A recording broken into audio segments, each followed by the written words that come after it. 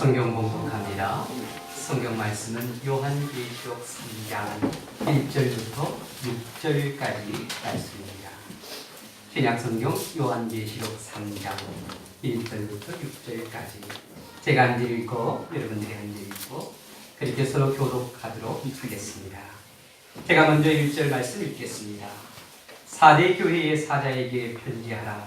하나님의 7명과 7뼈를 가지신 이가 이르시되 내가 네 행위를 아노니 내가 살았다 하는 이름은 가졌으나 죽은 자로다. 너는 일깨어 너무나 주게 되었을 것이라. 내 하나님 앞에 내 행위의 온전한 것을 찾지 못하였노니. 그러므로 내가 어떻게 받았으며 어떻게 들었는지 생각하고 지켜 회개하라. 만일 일깨지 아니하면 내가 도둑같이 이르르니 어느 때에 내게 이르는지 내가 알지 못하리라. 그러나 사대에 그 옷을 떨어뜨리지 아니한다. 너는 내게 있어서 흰 옷을 입고 나와 함께 다니니 그들은 하나님 자리는 누구라. 이기는 자는 이와 같이 흰옷을 입을 것이요 내가 그 이름을 생명책에서 결코 지우지 아니하고 그 이름을 내 아버지 앞과 그의 천사들 앞에서 시인하리라. 이기는 자는 성령이 그에게 말씀하시는 것이다. 아멘. 할렐루야. 아멘. 하나님의 크신 은혜가 오늘 이 시간 우리 모두 위에 함께 하시기를 주님의 이름으로 축원합니다. 우리 앞뒤로 좌우로 주의 이름으로 환영합니다. 축복합니다. 그렇게 인사나누겠습니다. 주의 이름으로 환영합니다. 축복합니다. 지난달부터 계속해서 요한계시록에 나오는 7교회를 살펴보고 있습니다. 오늘은 5번째로 4대 교회에 대해 살펴보려고 합니다.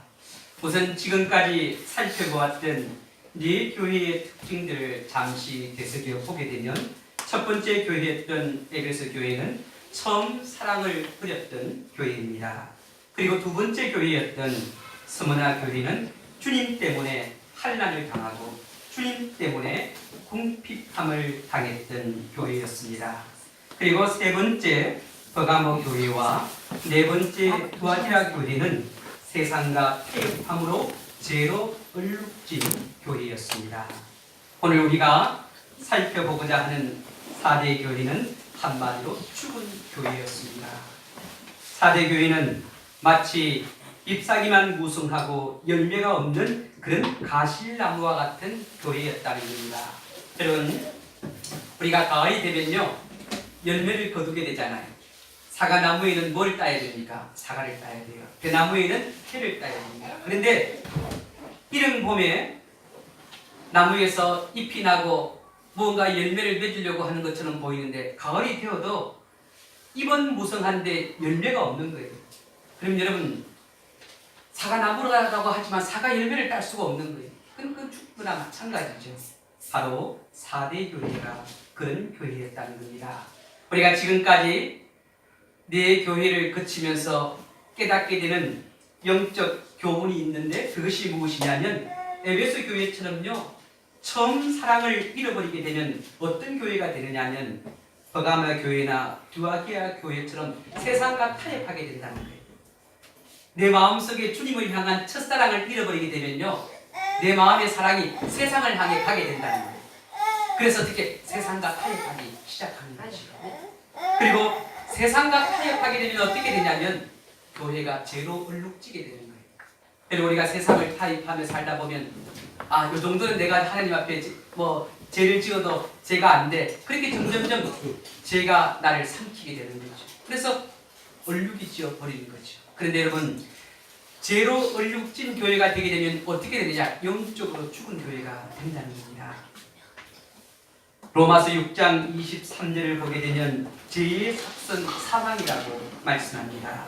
오늘 본문 1절 후반절을 보게 되면 4대 교회는 살았다 하는 이름은 가졌으나 영적으로 죽은 교회였다는 거예요. 영적으로 죽은 교회였다는 겁니다. 우리 구약성경 사사기 16장을 보면 한 인물이 등장하는데 그가 누구냐면 삼손이라는 인물입니다. 여러분 아마 삼손에 대해서 너무너무 잘 아실 겁니다. 그는요 하나님께로부터 택함을 받았기 때문에 또 하나님이 그와 함께 하셨기 때문에 그 당시에 육신의 힘으로는 삼손을 대적할 자가 없었다는 거예요. 이길 수 없었다는 거죠. 그런데 그의 결말은 너무나 비극적이었습니다. 삼손은 하나님으로부터 택함받은 나실인이었습니다. 여러분, 나실인이라는 뜻은요, 하나님께로부터 택정함을 받았다. 그런데 이 나실인은 세 가지를 금했습니다. 그 세 가지가 무엇이냐면 술을 금했어요. 나실인은 술을 마셔서는 안 되는 거예요. 두 번째로 나실인이 행해야 될 것은 무엇이냐면 머리를 자르지 않아야 돼요. 삭도를 대지 않았다는 거죠. 머리카락을 잘랐지 않았다는 거죠. 세 번째는 어떠냐면 부정한 것을 만지지 않았다는 거예요. 특히 시체에 있는 것들은 만져서는 안 된다는 거예요. 근데요, 이 삼손은 나실인으로 태어났음에도 불구하고 하나님께로부터 택정한 사람임에도 불구하고 이 나실인으로서 지켜야 할 상황을 지키지 못했습니다. 특히 그는 들려라는 그런 여자의 유혹에 빠져서 흥청망청 인생을 낭비하게 됩니다. 심지어는요, 이 드릴라에게 자기 힘의 원천이 어디에서 나오는지 그 비밀까지 가르쳐줍니다.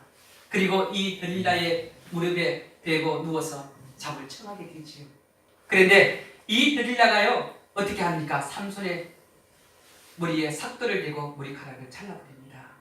그리고 또한 어떻게 하냐면 블레셋 사람들과 다 짜고 또 그들에게 돈을 받고 음모를 꾸몄기 때문에 이제 블레셋 사람들을 부르게 되죠. 그래서 삼손이 누워있는 그 방으로 블레셋 사람들이 들어오게 되지요. 삼손은요, 예전처럼 일어나서 깨어나서 힘을 발휘하려고 했는데 어떻게 해요? 힘을 쓸 수가 없는 거예요. 그래서 꼼짝없이 블레셋 사람들에게 잡히게 됩니다. 그런데 우리가 성경을 통해서 보게 되면 왜 삼손이 힘을 쓸 수 없었을까? 왜 삼손이 힘도 써보지 못하고 블레셋 사람들에게 잡혔을까? 그것은 삼손이 하나님의 말씀에 불순종했기 때문에, 여러분, 머리카락이 잘려서 삭도로 밀려서 힘을 쓰지 못한 것이 아니라 그가 하나님의 말씀을 어겼기 때문에, 사사기 16장 20절을 보면 삼손이 힘이 사라진 그 이유가 무엇인지 설명하고 있는데 뭐라고 말씀하냐면, 삼손이 잠을 깨어 이르기를 내가 전과 같이 나가서 몸을 뜰지리라 하였으나 여호와께서 이미 자기를 떠나신 줄을 깨닫지 못하더라. 여호와께서 삼손을 떠났다는 것, 그걸 깨닫지 못하는 거예요. 아, 하나님이 지금도 나와 함께 하시지, 그렇게 착각하고 있었다는 거예요. 하나님께서 삼손을 떠나셨기 때문에 삼손의 힘이 사라졌습니다. 그 결과 삼손은요, 블레셋 사람들에게 사로잡혀서 두 눈이 뽑힙니다. 여러분, 이 눈이 뽑힌다는 그 고통은 얼마나 큰지 몰라요. 여러분, 아마 여러분 가운데 뭐 어디에 눈을 맞았다든가 하면 눈이 얼마나 아프겠어요. 눈이 빠질 정도로 아픈다는, 눈이 뽑혔다니까 얼마나 고통스럽겠어요. 근데요, 눈만 뽑혔을 뿐만 아니라 지하 감옥으로 가서 거기서 갇혀서 연자 몇 돌을 돌리는 거예요. 근데 그곳에서 판단으로 연자 몇 돌을 돌리는 거예요. 그리고 나중에 어떻게 합니까? 마지막 하나님 옆에 회개하고 기도하면서 그 기둥 양 사이에 팔을 끼워서 그 블레셋과 함께 죽는 그 비참한 최후를 맞이하게 되는 모습을 보게 됩니다. 제가 왜 사사기 16장의 말씀을 여러분에게 말씀을 드리냐면, 오늘 말씀에 나오는 4대 교회가 살아있는 교회였지만 그러나 영적으로 죽은 교회, 4대 교회였다는 거죠. 영적으로 죽었다는 것은 하나님이 그 교회를 떠났다는 거예요. 근데 문제는 이 4대 교회의 성도들은 그걸 몰랐다는 거예요. 하나님이 자기 교회를 떠났다는 그 사실을 모르고 있었다는 겁니다. 오늘 이 시간 예수님께서 4대 교회에게 주신 말씀을 통해 우리들의 모습을 분명하게 살펴볼 수 있기를 바랍니다. 그래서요, 우리의 잘못을 회개하고 다시금 영적으로 살아나는 기회가 되어져야 합니다. 하나님, 겉은 멀쩡하게 살아있는데 영적으로 내 영혼이 죽어가고 있다는, 또 어떻게 정말 죽음 1분 직전에 있다는, 다시 깨워야 돼, 살아나야 돼. 그래서 먼저 4대 교회가 주님으로부터 받은 책망이 무엇인지 우리가 살펴볼 필요가 있는데, 그 첫 번째가 무엇이냐면, 주님께서 이 4대 교회를 향해 살았다 하는 이름은 가졌으나 실상은 죽은 교회라고 말씀하셨습니다. 살아있어야 할 교회가 죽어 있다면 그건 정말 심각한 문제가 아닐 수 없다는 거죠. 어느 권사님이요, 자기 아들이 교통사고를 당해서 식물인간이 되어 병원에 입원을 하게 되었습니다. 중환자실에 입원되어 있죠. 그래서 그 권사님의 구역의 구역장이 목사님에게 전화했어요. 목사님, 우리 교회 구역에 권사님이 있는데요, 그 권사님 아들이 교통사고를 당해서 중환자실에 입원해 있습니다. 그래서 목사님이 구역장님께 그럼 지금 환자 상태가 어떠냐? 그랬더니 이 집사님이요, 이 식물인간의 생각이 안 나는 거예요. 그래서 목사님, 그 권사님 아들요, 야채인간에 대해서 지금 병원에 응급실에 누워있다. 여러분, 살아있기는 하지만 의식이나 움직이지 않는 그런 사람은요, 야채인간이나 식물인간이지요. 근데 영적인 식물인간이 있다는 거예요. 영적인 식물인간. 실상은 이런 상태에 있게 되면 죽은 것과 마찬가지죠. 제가 요 몇 주간에 병원에 좀 갈 일이 있어서 가봤는데요, 병원에 가니까 아픈 사람들이 참 많아요. 얼마나 많은지 모르겠어요. 응급한 사람들도 있고. 그런데 그 아픈 사람들 가운데 중환자실에 누워 있다는 것은, 의식을 차리지 못하고 있다는 것은 그게 죽은 것과 마찬가지죠. 호흡은 숨쉬고 있지만 모든 것이 움직이지 않는 그런 상태에 놓여 있는 사람. 그런데 교회가 지금 4대 교회가 그런 상황에 있었다는 겁니다. 그런데 여러분, 놀라운 것은요, 무엇이냐면 이 4대 교회가 그럼 어떤 상황에 있었는데 그렇게 죽은 교회가 되었는가? 4대 교회는 서머다 교회처럼 외부로부터 핍박이나 박해가 거의 없었습니다. 당시에 예수 믿는다는 그 이유 때문에 핍박을 받고 또 박해를 받고, 예수 믿는다는 그 이유 때문에 직장에서 쫓겨나고 그런 일이 없었다는 거예요. 그리고 또 이 4대 교회는 버가바 교회처럼 발람의 교훈이나 니골라탕의 교훈을 따르는 그런 사람들이 없었어요. 만약 그런 사람들이 있으면 교회가 막 분열이 생기고 얼마나 어려움을 겪게 됐어요. 그런 어려움도 없었습니다. 그리고 또한 두아디라 교회처럼 이세벨과 같은 그런 사람도 없었다는 거예요. 성도들의 마음을 혼란스럽게 만들고 또 어떻게 해요? 신비주의에 빠지게 하고 그런 사람도 없었다는 거지요. 그럼에도 불구하고 어떤 면에서 보면 편안하게 잘 믿을 수 있는 그런 조건이 있었던 교회가 4대 교회인데, 그럼에도 불구하고 이 교회가요, 예수님께 책망을 받았다는 거죠. 그 책망받은 이유가 무엇이냐면, 첫 번째는 물질적인 풍요가 교회를 죽게 만들었다는 거예요. 4대 교회는 BC 1200년에 세워졌던 그런 도시입니다. 그런데 이 도시는 천년요새예요. 적들이 어떻게 함부로 침입해서 무너뜨릴 수 있는 그런 성이 아니었다는 거예요. 견고한 성이었습니다. 그리고 또 이 지역은요, 기금속을 생산하는 곳으로 유명했습니다. 특히 금공예가 아주 발달된 지역이고요, 이 4대 지역이 세계 최초로 금화를 만들었던 지역입니다. 금화가요, 이 지역에서부터 생산이 되었다고 합니다. 그리고 이 지역은 땅이 비옥해서 농산물이 굉장히 풍성했습니다. 이곳에서는 자기들이 재배해서 자기들이 먹기에도 충분했다는 거예요. 그리고 또한 이 지역에는 팍툴로스라는 강이 있었는데, 이 강에서는요, 사금이 그렇게 많이 채취가 되었다고 해요. 그러니까 금공예가 발달되었겠죠. 그래서 사람들이요, 이 강에 가서 금을 채취하면요, 사금들이 많이 나와서 부유한 삶을 누렸다는 거예요. 근데 이런 여러 가지 조건들로 인해서 4대 교회 지역 사람들은 물질적인 풍요를 누리게 되었습니다. 근데 물질적인 풍요를 누리다 보니까 사람들이 쾌락과 그 다음에 또한 사치와 방탕에 빠지게 됐다는 거예요. 여러분, 돈이 많으면 어떻게 돼요? 무언가 입고 싶은 거, 먹고 싶은 거, 그런 거 찾잖아요. 구경하고 싶은 거, 뭐 좋은 집에. 그렇게 사치 풍조가, 또 즐기려고 하는 쾌락 풍조가 만들었다는 거죠. 근데요, 이런 세상 풍조가 교회까지 들어오게 되었어요. 아마 교회 성도들 가운데도 부유한 사람들이 있었겠죠. 그러니까 부유하다 보니까 하나님의 말씀을 따라가는 것이 아니라 자꾸 세상을 따라가는 거예요. 세상을 따라가는 거예요. 교회 하나님의 일도 어떻게 하냐면, 하나님의 일을 믿음으로 해야 되는데 뭘 하냐면 돈으로 하려고 하는 거예요. 돈으로. 심지어 교회에 어떤 봉사할 일이 생겼어요. 그런데 그 봉사할 일을요, 자기가 가서 믿음으로 하는 것이 아니라 사람을 사서 그냥 대신 보내는 거예요. 제가 은평교회에 있을 때요, 구역마다 돌아가면서 당번을 정해서 교회 총사하는 분들도 계시고 여러 가지 일들을 하게 돼요. 근데 특히 이제 식당 봉사 하시는 분들이 계셔요, 주일날. 그런데 이 식당 봉사는 돌아가면서 성도들이 해요. 근데 성도들 가운데 뭐 근사님들 가운데 아주 부유한 분들이 계세요. 근데 그분이 담당이 될 때는요, 사람을 4명, 5명씩 사가지고 그냥 주일날 식당 봉사하게 만드는 거예요. 근데 여러분, 그게 은혜가 안 되는 거예요. 막 그 사람들은 뭐 식당의 전문가고 음식은 착착착 나오는데 은혜가 되지 않는 거예요. 여러분, 한번 생각해 보세요. 즐겁고 기쁜 마음으로, 감사하는 마음으로, 성도들을 섬기는 마음으로 식당에 봉사하는 것, 그것이 아름다울까요? 아니면 사람을 돈 주고 사와서 뭐 일은 빨리 착착착 되는데 뭔가 의무적으로 하는 그런 모습이 아름다울까요? 하나님이 무엇을 기뻐할까요? 근데 물질의 풍요를 누리다 보니까 거기에 휘말려 가는 거예요. 세상 풍조에 휘말려 갔다는 겁니다. 그리고 또한 4대 교회를 보면서 느끼는 것이 무엇이냐면요, 오늘 우리 한국 교회를 보면 이 물질 풍조에 젖어드는 교회들이 많이 있습니다.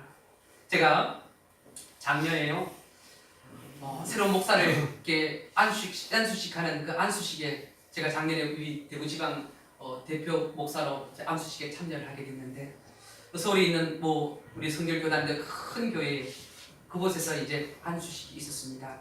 아마 여러분 얼마 전에 그 아현 지역의 기지국에 불이 나가지고 했다는데 그 옆에 바로 교회가 있었잖아요. 아현교회라고 우리 성결교회도 굉장히 큰 교회인데 그 아현교회 1층에 가면요, 커피숍하고 레스토랑이 아주 고급 레스토랑이 있어요. 커피숍이 있어요.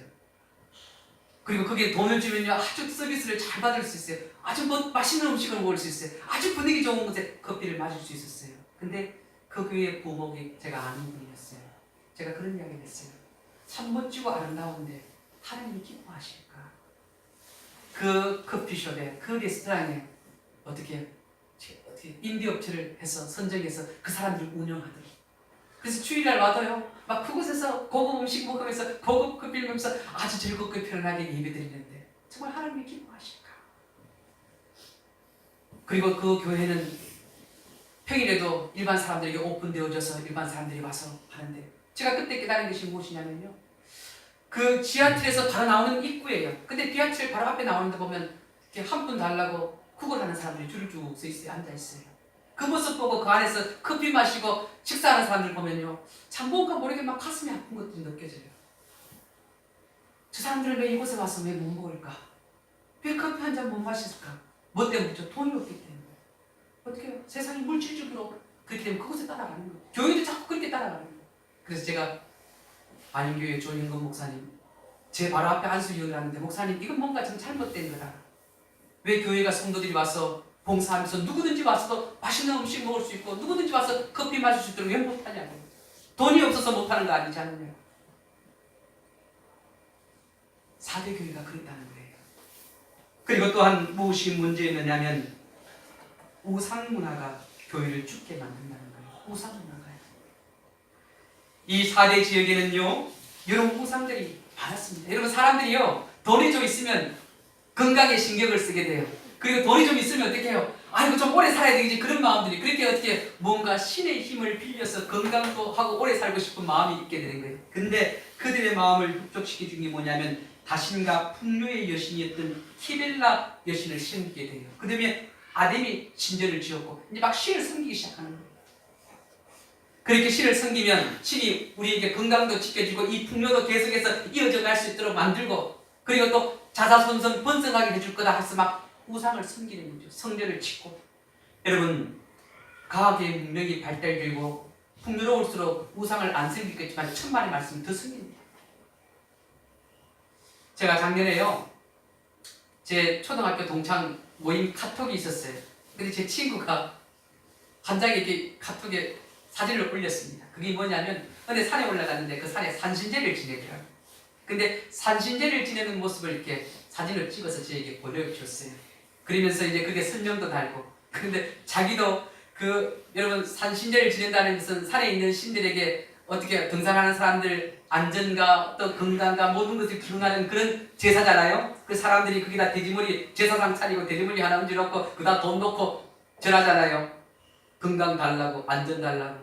제 친구도 거기에 돈 넣고 절을 하는데 회사 동료들과 함께 등산을 하면서 그렇게 했다고. 그러면서 뭐 여러 가지 글을 적었어요. 보냈더라고요. 근데 그 친구가 그런 글을 이야기를 해요. 어떤 이야기냐면, 야, 우리 교회 성도들 가운데 교회 다니는 사람도 많은데, 야, 가들도 그 제사장이 대리보지 앞에 돈 놓고 절하더라는 거예요. 그래서 자기가 야, 니 교회 다니잖아.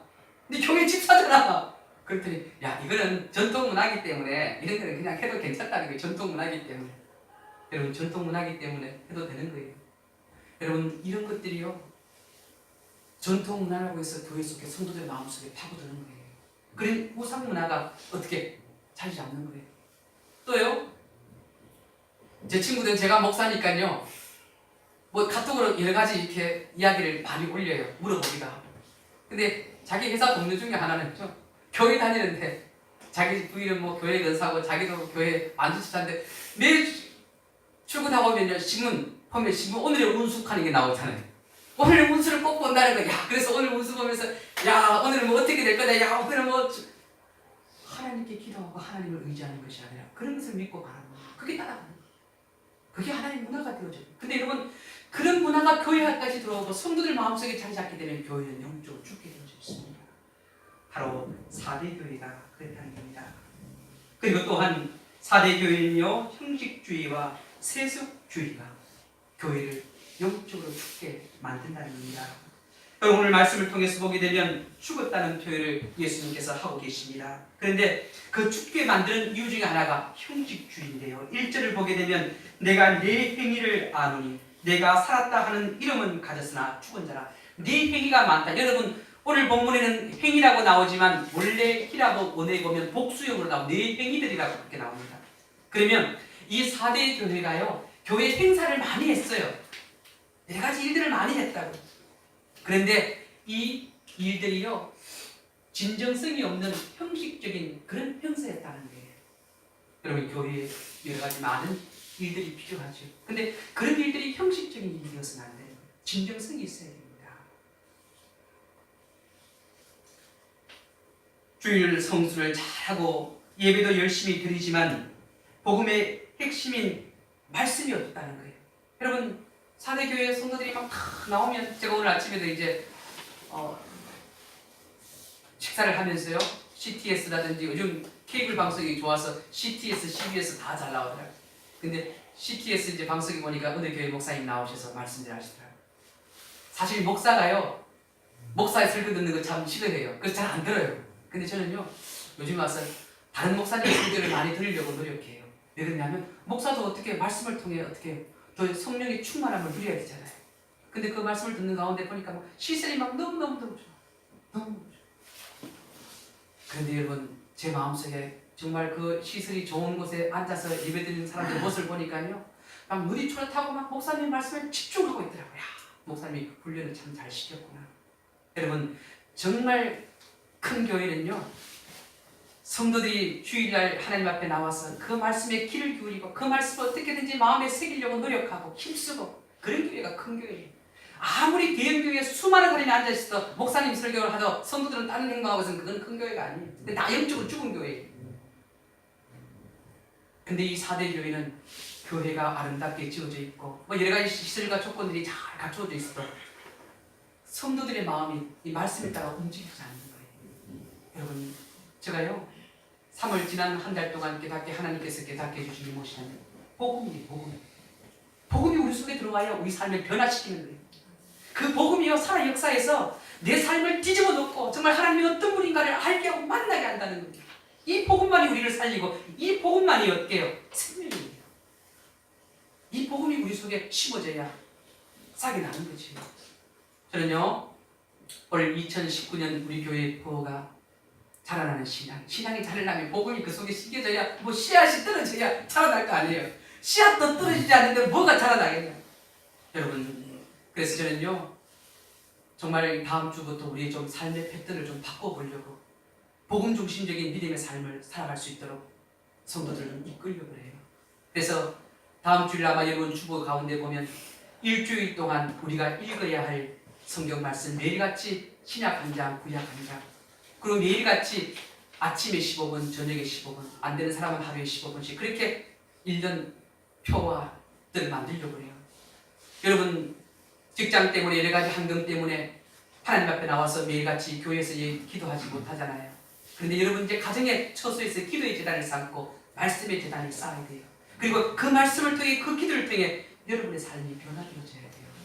여러분 우리가요 여러분 성령의 충만함을 받으십시오 그렇게 말씀하잖아요. 여러분 성령의 충만함을 받으십시오. 근데 성령의 충만함 가운데 보면 성령 세례가 또 있잖아요. 성령 세례와 성령 충만함. 여러분 이 성령 세례는요 어떻게 보면 좀 감성적인 부분 우리의 마음을 터치하지요. 그래서 우리가 찬송을 부를 때 막 성령이 강력히 해서 우리의 마음 막 뜨겁게 하나님을 사모하는 그 마음을 심어주시고, 그리고 또 어떻게 해요? 정말 그 성령의 인자하심을 통해서 막 하나님께 영광을 돌리게 돼요. 그 말씀이 막 우리의 마음판에 막 새겨서 나를 막 회개하게 만들고. 근데 여러분 성령 충만은 뭐냐면요, 이제 그렇게 은혜 받았던 그 성령 충만, 성령 세례가 좀 감성적이라면 성령 충만은 좀 이성적인 거예요. 이 성령 충만함을 받게 되면 어쩌면 삶이 변화되어지는 거예요. 우리의 삶을 통해서 그 말씀대로 살려고 노력하고 그 말씀대로 내가 따라가고 막 달라지는 거예요. 변화되어지는, 이게 성령 충만이에요. 그래서 성령 충만이 내 삶 속에 함께해서 내 삶이 막 변화되어져 가는 거예요. 기쁨이 있고 즐거움이 있고 하나님의 말씀대로 살려고 노력하고 그 말씀이 막 내 속에서 살아 막 움직이는 거예요. 그것이 성령 충만이에요. 여러분 죽은 교회가 되지 않기 위해서는 말씀이 내 속에 살아 역사해야 돼요.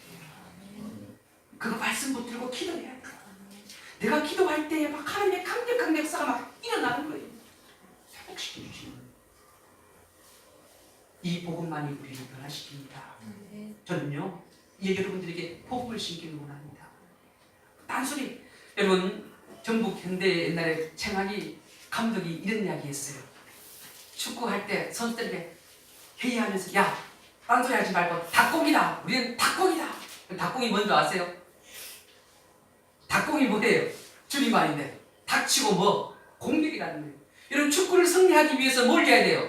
골을 해야 되는데 골 넣기 위해서 공격해야 되잖아, 그죠? 그러니까 딴소리 하지 말고 남 변명 들지 말고 닥치고 공격해라. 예수 믿는 우리 그리스도인들에게 필요한 것은요 닭복입니다. 정말 딴소리 할 필요 없이 복음이다. 복음이 우리 속에 들어가면 복음이 강력한 역사를 일으키고 그 복음을 통해 어떻게 하나님의 놀라운 역사를 경험하게 되는 거예요. 여러분 우리가 이제는 복음으로 새롭게 거듭나야 됩니다. 새롭게 시작해야 됩니다. 그래서 내 인생이 내 삶이 변화되어져야 돼요. 내가 살아야 가정을 살릴 수 있는 거예요. 내가 살아야 교회를 살릴 수 있고 내가 살아야 이 나라 민족을 살릴 수 있는 거예요. 내가 죽는데 뭘 살리겠느냐. 형식적인 것 던져버려야 됩니다. 세상적인 것 던져버려야 됩니다. 물질적인 것 던져버려야 됩니다. 오늘 예수님께서요 이 4대 교회를 향해서 뭐라고 말씀하냐면 책망을 하시되 그 4대 교회가 살 수 있는 그 말씀을 하는데 첫 번째가 뭐냐면 일깨워라. 일깨워야 돼. 일깨운다는 것은 모르는 것을 가르쳐 알게 해야 된다. 하나님 지금 내가 몰랐기 때문에 이제 알기를 원합니다. 바르게 알아서 깨어지기를 원합니다. 깨기를 원합니다. 여러분 잠자고 있는 사람은 깨우기 쉬워요. 그렇죠? 잠자는 척 하는 사람은 정말 깨우기 힘들어요. 한번 생각해보세요. 잠자는 사람 막 깨우는데 일어나세요 일어나세요 정신 차리라는데 잠자는 척 하는 사람은 깨우기 힘들어요. 왜? 저 사람이 나를 멀리해서 깨우려고 하는데 아이고 눈 안 떼지 하면서 막 어떻게. 여러분 우리가 모를 때는요 깨워주는 사람이 있으면 일어날 수 있어요. 4대 교회가 죽어가고 있고 마치 응급한 것처럼 응급실에 들어와서 이제 응급처치만 받으면 살아날 수 있는 그런 상태에 있기 때문에 누군가 그 상황에서 깨워주기만 하면 살아날 수 있다는 거예요. 그래서 예수님께서 4대 교회 가운데 세상에 물들지 않는 사람, 죄에 물들지 않는 사람, 흰옷 입은 그 사람, 하나님께서 택하받은 하나님의 자녀, 그들이 어떻게 죽어가는 사람들을 깨워야 된다는 거예요. 다시 살려야 된다는 거예요. 그래야만이 4대 교회가 죽은 교회가 아니라 살아있는 교회가 된다는 거예요. 저는요 지난 한 주간 이 말씀 준비하면서 하나님이 제게 묻히는 것 같아요. 야, 현풍제일교회는 살아있는 교회야, 죽었는 교회야? 여러분이 제일교회는 살아있는 교회일까요, 죽은 교회일까요? 또 하나님이 제게 물으시는 게 야, 현풍제일교회와 4대 교회와 비교하면 어때? 그거는요 하나님 우리 교회는요 막 그리 큰 부자가 없어요. 힘들고 어렵지만 하나님의 말씀대로 살려고 하는. 그러면 그들을 깨워서 그들이 정말 더욱더 영적으로 자라나서 그들의 삶을 변화시키고 그들의 가정을 변화시키고 그들의 인생을 변화시킬 수 있도록, 그래야 교회가 부흥되어지고 교회가 살아 역사하는 거라, 그걸 깨닫게 하시는 거예요. 여러분, 우리가 4대 교회의 그 길을 따라가서는 안 됩니다. 이제는요, 좀 우리가 먹고 살만하다 해서 세상 따라가는 것이 아니라 그럴수록 더 주님 바라보고 주님 따라가야 돼요. 주님, 나를 살려주십시오. 내가 주님을 위해서 할 수 있는 일이 무엇입니까? 도와주십시오. 정말 주님을 통해 세상에 줄 수 없는 그 기쁨과 즐거움과 행복을 누릴 수 있도록 인도하여 주시옵소서. 여러분, 제가 지난 3월 한 달 동안 하나님 앞에 깨달은 것이 뭐냐면요, 우리가 아무리 돈 벌려고 힘쓰고 노력하고 거기에 막 쫓아가도 하나님께서 건강하고 탁 지시니까 꼼짝 못하더라고요. 아무리 돈 힘쓰면 뭐예요? 질병을 이래 시한부 인생 산다면 그거 끝난 인생이에요. 그거 생각하면요, 하나님 바르게 살아야 됩니다. 하나님 말씀대로 살아야 됩니다. 하나님 언제 부를지 모르니까. 제가 지난 한 달 동안에 있었던 이들이요, 정말 지옥과 천국 가는 막 그런 사이를 방황했어요. 이걸 검사하고 저걸 검사하고, 병원에 검사를 받을 때 희귀 질환이 나고, 이거는 뭐 치유약이 없다고. 그래서요, 검사를 하고 하는 그 과정을 통해서 하나님을 의지하게 만들어요. 하나님이 이 생명까지도 주관하시는 분이시구나. 하나님께서 여기서 내 생명 거두가면 끝나는 거구나. 내가 아무리 살려고 발부둥 치고 먹고 살려고 발부둥 치고 좋은 거, 이거 다 소용이 없는 거구나 하는 것을 깨닫겠더라고요. 그래서 제가 얼마나 가슴을 치고 하나님 앞에 얘기했는지 몰라요. 하나님, 내가 잘못했습니다. 하나님 오라면 손들어야 되는데 그 생명까지도 내 것인 건 줄 알고 착각하고 살았더라고요. 여러분, 이제 하나님을 온전히 바라보시고 그분을 대답할게요. 그분이 지켜줘야 내가 있게 되는 거고요, 그분이 살려줘야 살 수 있는 거예요. 여러분, 우리 4대 교회처럼 죽은 교회가 되지 않기를 원합니다. 살아있는 교회가 되기를 원합니다. 이제 복음으로 좀 우리가 살아 역사하는, 그래서 하나님 우리 교회에 임재하는, 하나님이 함께하는 그런 믿음의 교회 되기를 원합니다. 여러분, 특별히 목사를 위해서 많이 기도해 주십시오. 저도 여러분을 위해서 막 더 시간을 내어 기도하려고 합니다. 이제 우리 교회가 변화되어지지 않겠습니까? 우리 교회가 정말 하나님이 축복하는 교회가 되지 않겠습니까? 여러분이 하나님 주신 그 복을 누리며 살아야 되지 않겠느냐? 물질의 복도 누리고 건강의 복도 누리고 또 형통케 하는 복도 누리고 그런 인생을 우리가 살아야 되지 않나? 주님이 부르시는 그날까지 그것을 사모하면서 그런 믿음의 삶을 달려가는 우리 모두가 될 수 있기를 주님의 이름으로 축원합니다. 기도하겠습니다. 하나님, 죽은 교회가 되지 않기를 원합니다. 죽은 신앙이 되지 않기를 원합니다. 이제는 주의 말씀을 통해 내 인생의 삶이 변화되어지게, 또 내 인생의 모든 것들을 주님께 맡기며 살아가는 삶이 되기를 원합니다. 물질도 주님께 있고 생명도 주님께 있고 내 모든 것이 주님께 있음을 깨닫게 도와주시고, 이제 주님을 향해 예수 그리스도의 표대를 향해 달려가는 삶이 되게 인도하여 주시옵소서. 이제 우리 교회가 변화되어질 줄 믿습니다. 우리 교회가 성령의 강력한 역사심이 일어날 줄 믿습니다. 우리 사랑하는 성도들 심령의 복음을 통해서 하나님의 놀라운 변화가 일어나게 하여 주시옵소서. 감사를 드리며 예수님의 이름으로 기도하옵나이다. 아멘. 우리 사역장 찬송하면서 준비한 예물 하나님께 드리겠습니다.